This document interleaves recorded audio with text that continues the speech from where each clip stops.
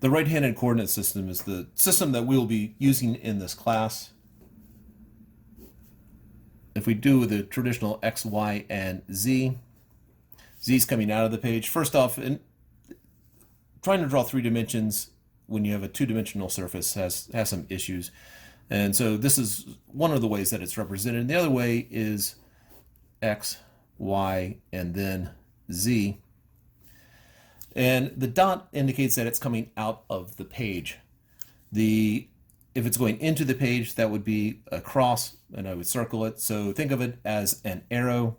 If I have an arrow, got a sharp point there, and then I've got feathers over on this side. If the point is coming at you, you see the point. If it's going away from you, you see feathers.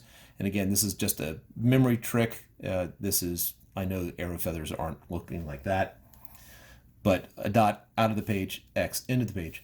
Now, how do I know? So how do I know that this is a right-handed coordinate system? Well, you take your right hand and you go for X and then Y. So you put your fingers in the direction of X, which is that way.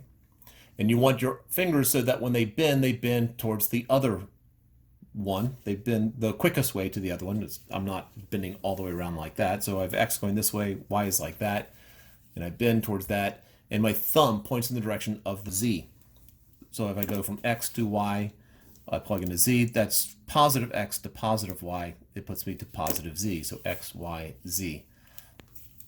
We will get into this in more detail later on. This is basically, we're doing a cross product here. So X, Y, and Z, if I'm going in this direction. So X cross Y, so X cross Y is Z. Y and Z, so Y is in that direction. I want my fingers to bend towards Z. And that thumb points in the direction of X. So I'm sort of going around the corner here. So if I can just repeat that if I need to. So Y to Z gives me X. Again, known as a cross product. Y cross Z is X. And then if I did Z to X, Z is coming up. I want my fingers to bend towards X, which is that way. And then my thumb points in the direction of Y. So Z cross X is Y.